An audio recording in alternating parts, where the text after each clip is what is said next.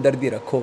जो patient positive हो जाते हैं ना, उनके भीतर क्या गुजरती है, उनके दिल दिमाग में, उनके घर परिवार में क्या गुजरती है, उन लोगों की मदद करने के लिए यदि पतंजलि आगे आया है, तो यदि सत्कार नहीं कर सकते तो तिरस्कार तो नहीं करो, इतना तो मददगार हो। शुक्रिया रामदेव जी, न्यूज़ 18 के लिए वक्त निकालने के लिए और इस खास वक्त में हमारे साथ जुड़ने के लिए। इस चर्चा में बाबा रामदेव हमारे साथ जुड़े हुए थे, जिन्होंने अपने तमाम दावे, अपनी बातों को रखा। इसी पर हम चर्चा करेंगे। जीएन नौटियाल साहब हमारे साथ हैं, एमडी आयुर्वेद के। एमएस कंवर साहब स्वास्थ्य विशेषज्ञ हमारे साथ हैं। वाईएस रावत ड्रग कंट्रोलर है उत्तराखंड के।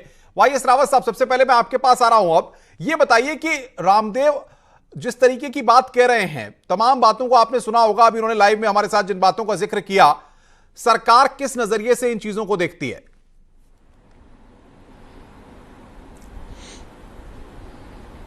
सरकार की तरफ से स्टेट लाइसेंसिंग अथॉरिटी द्वारा ड्रग रूल के अनुसार शेड्यूल ए में जो बुक्स दी जाती है, उसके हिसाब से इन्होंने जो स्वास्थ्य क्लासिकल मेडिसिन के लिए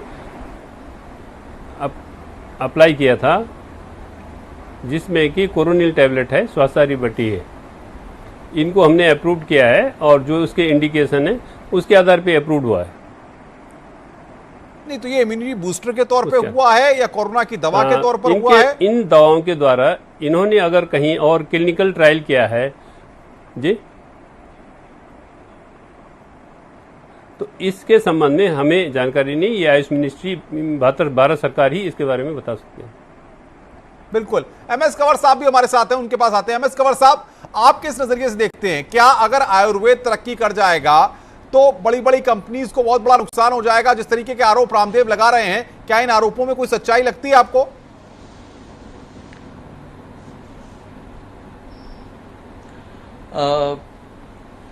सवाल ये नहीं है। मैं सोचता हूं कि सवाल ये है कि जो ट्रायल जिसके बेसिस पे अप्रूवल्स होती हैं, वो किस स्ट्रेंथ का ट्रायल था। और अगर आप कहते हो कि double blind randomise control placebo control trial है, जो कि गोल्ड स्टैंडर्ड होता है हमारी मेडिसिन में और जिसको बहुत ज्यादा इंपॉर्टेंस दी जाती है, और उसको कंडक्ट करने के लिए बड़ी अप्रूवल्स लेनी पड़ती हैं, कमेटीज बैठती हैं, और फिर जाके उसमें यह भी होता है कि कोई फार्मा इन्फ्लुएंस ना हो, डिस्क्लेमर्स देने पड़ते हैं कि हम we are not being influenced by any pharma company, ताकि उनको हम अनड्यूली फेवर करने की कोशिश तो नहीं कर रहे। ये बड़ी चीजें होती हैं। और उसमें जिस वो कह रहे हैं कि हमने ट्रायल किया है, मैं अभी सुन रहा था रामदेव जी को कि उन्होंने कहा कि 3 दिन में 70% लोग नेगेटिव हो गए। दिस इज अमेजिंग कि आरसीटी पॉजिटिव था, पीसीआर आरटीसी पीसीआर पॉजिटिव था और वो 3 दिन में नेगेटिव हो गया। 3 दिन बाद तो हम कभी ऐसे टेस्ट रिपीट भी नहीं करते। और 100% 7 दिन में हो गए। This looks amazing. I mean this would be out of the world. ये दुनिया में पब्लिश होनी चाहिए। लेकिन जो भी स्टडी होती है, खासकर इस लेवल की जो कि गोल्ड स्टैंडर्ड मानी जाती है, उसमें बहुत चीजें अहम होती है। नंबर 1, सैंपल साइज कितना बड़ा नंबर था और आपने उसकी सिलेक्शन पेशेंट की कैसे की, आपकी मेथोडोलॉजी क्या थी, क्योंकि the devil lies in the detail. वो कहते हैं जी हमारे मेथड्स ये हैं, लेकिन उसके जो डिटेल्स होते हैं इतने। बिल्कुल कंवर साहब, बहुत महत्वपूर्ण बात आपने कही है। इस पर मैं भी चर्चा के केंद्र बिंदु में इस बात को लाऊंगा। नौटियाल साहब से एक रिएक्शन छोटा सा ले लें। नौटियाल साहब, आयुर्वेद को क्या उस तरीके से नहीं समझा जाता, देखा जाता जिस तरीके से देखा जाना चाहिए? बाबा रामदेव इस तरह की बात भी कह रहे हैं कि एमएनसी को ही रिसर्च का अधिकार है और बाकी कोई रिसर्च करे तो उसका कोई मतलब ही नहीं है।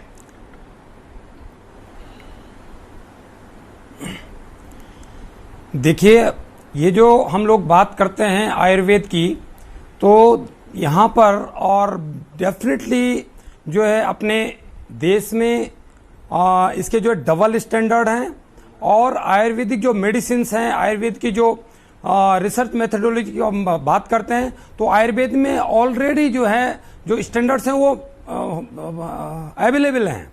और उनके जो आज से नहीं, वो 5000 साल पहले जो उनकी प्रॉपर्टीज बताई गई हैं, चाहे वो अश्वगंधा हो, गिलोय हो और भी जितनी सारी आपकी जो है मेडिसिन्स है, उनकी जो प्रॉपर्टी बताई गई है वो आज भी मौजूद हैं। और वो रिसर्च चाहे आप अश्वगंधा के देखें तो आईआईटीज ने की और भी जगह ने की, तो वो जो 5000 साल पहले जो गुण बताए गए हैं, प्रॉपर्टीज बताई गई हैं, या उसकी जो फार्माकोग्नोसी के हिसाब से जो उसके प्रॉपर्टीज हैं वो आज भी अवेलेबल हैं। तो इग्नोर क्यों कर रहे हैं, हम उनको इग्नोर क्यों कर रहे हैं? जो ये एक सवाल बनता है। पीसी चौधरी साहब जो बात कह रहे हैं यहाँ पर, अगर ऐसा सब कुछ है तो इसको इग्नोर क्यों किया जा रहा है? बाबा रामदेव के दावों में दम है अगर, तो उसको स्वीकार करें, नहीं है तो बताएं।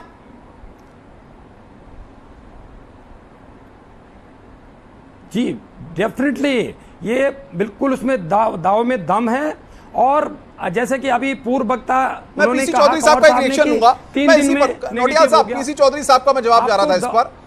चौधरी साहब आवाज आ रही है आपको मेरी? जी जी जी जी जी जी आ रही। हाँ जी बताइए। जी जी मैं जी आवाज नहीं आ रही क्या है? मैं ये कहना चाहूंगा, बाबा रामदेव जी ने जो कोरोनिल बनाया, उस जो डिस्कशन उस पर चल रहा, जो विवाद चल रहा, उसमें तो मैं नहीं जाना चाहता। लेकिन बाबा ने अपने मेडिसिन में जो कोरोनिल में जो कंटेंट डाले हैं, जैसे तुलसी है, अश्वगंधा है, गिलोय है, ये ऑलरेडी हमारे शास्त्र में प्रूव्ड है और बहुत अच्छी तरह से काम करती हैं। जैसे गिलोय है हमारा इम्यूनो मॉड्यूलेटर, इम्यून सिस्टम को अच्छा करता है। तुलसी है, ये ज्वरग्न है, ज्वर को यानी फीवर को खत्म करता है। विषग्न है, विष को भी नाश करता है। और सुगंधा ऑलरेडी अभी प्रूव्ड हुआ कि कोरोना वायरस के मल्टीप्लिकेशन को भी चेक करता है, इसमें जो ये प्रॉपर्टी है। तो ये जो इसका जो सिनर्जेटिक एक्शन है, टोटल ये कोरोना के जो लक्षण है उनको शांत करता है और इम्यून सिस्टम को बढ़ाता है। तो इसमें कोई दो राय नहीं है कि ये कोरोना के या कोविड बीमारी को नष्ट करने में सहायक है इसमें। लेकिन मैं ट्रीटमेंट का दावा तो नहीं करता, अभी ट्रीटमेंट पूरी तरह से स्टेब्लिश नहीं हो पाया है। दूसरा, इनका श्वासाहारी जो रस है वो भी श्वास काश के लिए पहले से ऑलरेडी चल रहा था और ये सारी दवाइयां ये पहले से चला रहे थे।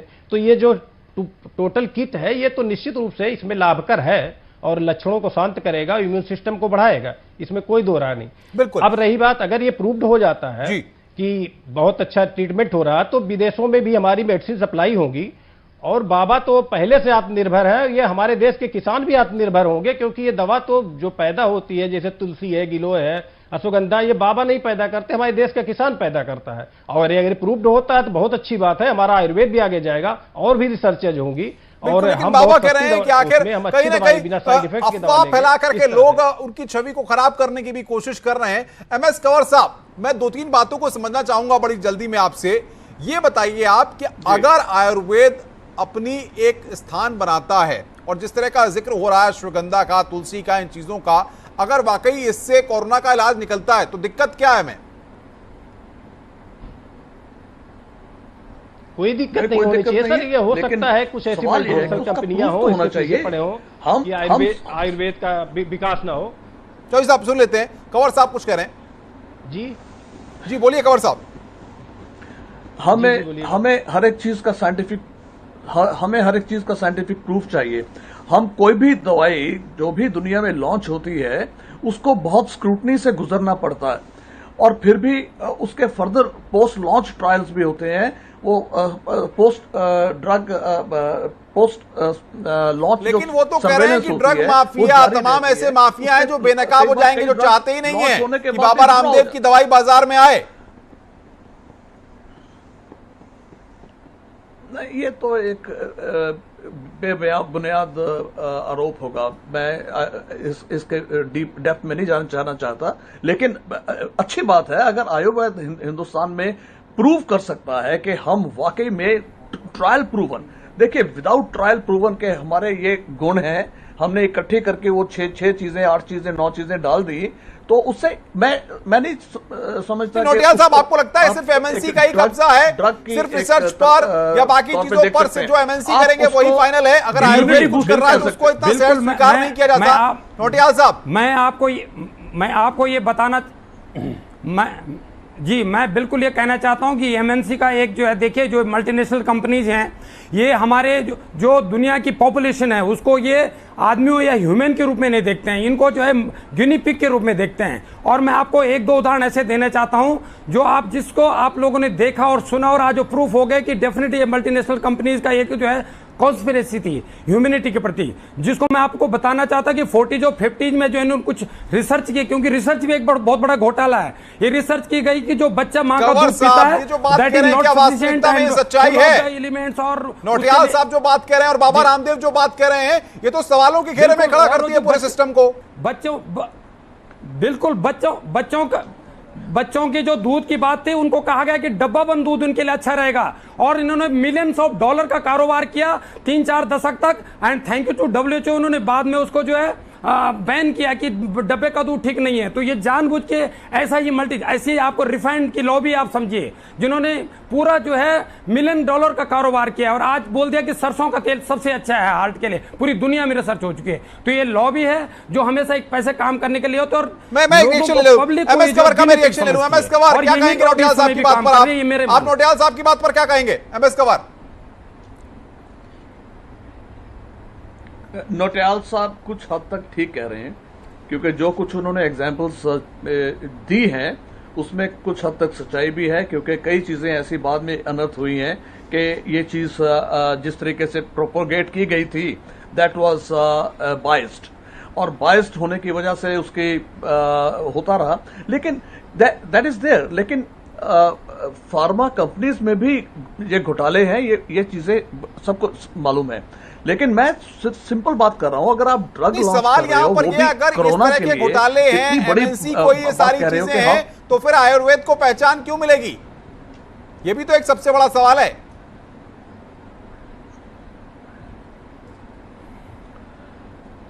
तो फिर क्यों चाहेंगी ये कंपनियां कि बाबा रामदेव की दवा बाजार में आए? प्रॉब्लम्स एमएनसी में नहीं, पर जो वहां पे ड्रग ट्रायल्स होते हैं दे आर वेरी स्ट्रिंजेंट, बड़े स्ट्रिंजेंट ट्रायल्स से गुजरना पड़ता है। ये स्वीकार करना होगा साहब आपको, कंवर साहब, जब इस तरह की स्थितियां हैं, और नौटियाल साहब भी उस तर्क को रख रहे हैं। चौधरी साहब, आपको क्या लगता है ये स्थिति बनी हुई है और नहीं चाहते लोग कि बाबा रामदेव अगर कोई प्रयास कर रहे हैं, अगर कोई दावा कर रहे हैं, तो भाई उसमें अगर सच्चाई है तो उसको स्वीकार करिए आप? नहीं, बिल्कुल बिल्कुल। ये जो अभी केवल ट्रायल चल रहा, पूरी दुनिया में ट्रीटमेंट का कोई अभी कोर्स नहीं आया है। जब ट्रायल वो भी कर रहे हैं, आयुर्वेद से भी ट्रायल हो रहा, विदाउट साइड इफेक्ट हो रहा, इसमें किसी प्रकार का कोई साइड इफेक्ट नहीं है, तो फिर इसमें कोई ऑब्जेक्शन नहीं होना चाहिए। और फिर रिसर्च होने के बाद एक डेवलप होगा ना, आफ्टर रिसर्च प्रोटोकॉल, उसका पालन करने के बाद फाइनल डिसीजन आएगा कि ये ट्रीटमेंट में है। वैसे तो वायरस का कंप्लीट ट्रीटमेंट नहीं होता, ये अपने को चेंज भी कर लिया करता है, और आज तक कोई परमानेंट ट्रीटमेंट नहीं आया। लेकिन हमारा जो लाक्षणिक चिकित्सा है बिल्कुल परफेक्ट है, और जो इम्यून सिस्टम को इन्हांस करता है बिल्कुल परफेक्ट है, इसमें कोई दो राय नहीं है। तो इस सिस्टम को और बढ़ाना चाहिए, किससे इससे कोई साइड इफेक्ट तो नहीं है। बिल्कुल, आज आप हाइड्रोक्सी सिस्टम को बढ़ाना चाहिए, अगर कोई साइड इफेक्ट नहीं है तो सिस्टम को बढ़ाने में दिक्कत क्या है? भाई श्रावत साहब, अगर कोई दिक्कत नहीं है, आप तो जाहिर तौर पर सिस्टम का एक पार्ट हैं, ऐसी स्थिति में आपके सामने किस तरह की दिक्कतें हैं? जब कह रहे हैं बाबा रामदेव हमने आयुष मंत्रालय को सारी चीजें दे दी, सारी जानकारी दे दी, आयुष मंत्रालय ने भी हमें परमिशन दे दी, तो अब दिक्कत क्या है? क्लिनिकल ट्रायल की भी बात वो खुद कर रहे हैं।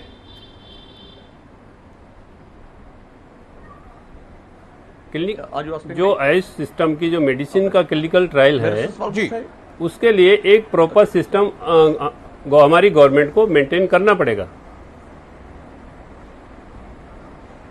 नहीं तो क्या बाबा रामदेव उस अभी सिस्टम को तक फॉलो नहीं कर रहे के हैं? जो क्लिनिकल ट्रायल है और रिसर्च है, इसके बारे में अभी उस सिस्टम को फॉलो करने के लिए सेंट्रल गवर्नमेंट ने उनको कहा है और वो फॉलो कर रहे हैं।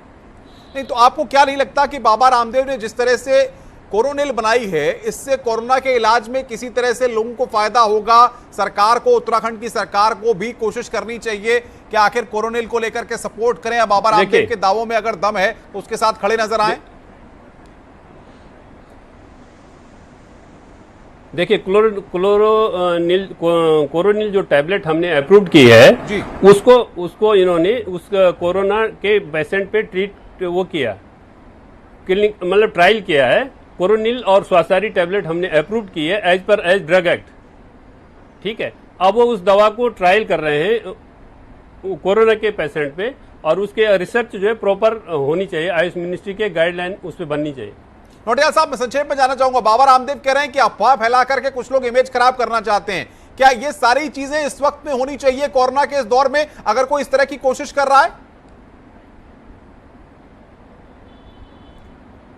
बिल्कुल नहीं होनी चाहिए, लेकिन मैंने जैसा आपको बताया कि एक नहीं, मेरे पास 1000 उदाहरण है। अगर मेरे पास टाइम होता तो मैं एक एक चीज एक्सपोज करता कि रिसर्च भी एक घोटाला है, और ये तथाकथित कुछ साइंटिस्ट, कुछ डॉक्टर्स बिक करके और जो है रिसर्च करते हैं। आप लोगों ने सुना होगा कि 3 packs of the whisky are the very good for the heart disease. अब जब आप सोर्स देखेंगे कहाँ रिसर्च हुई है तो बोलेंगे मैकडवेल ने की है, ये फलानी कंपनी ने की है, ऐसे ही स्मोकिंग का है। तो आप देखिए ये बहुत बड़ा घोटाला है, और इस समय ये बातें नहीं होनी चाहिए, because you have to save our humanity, हमें मानवता को बचाना है। बिल्कुल, कंवर साहब का एक लास्ट क्वेश्चन। कंवर साहब, अगर दवा में दम है तो स्वीकार करना चाहिए, चाहे आयुर्वेद की हो, चाहे एलोपैथ की हो, चाहे किसी और की हो। इस पर सियासत करने की और अपना फायदा देखने की, नफा नुकसान देखने की वक्त नहीं है इस समय। ये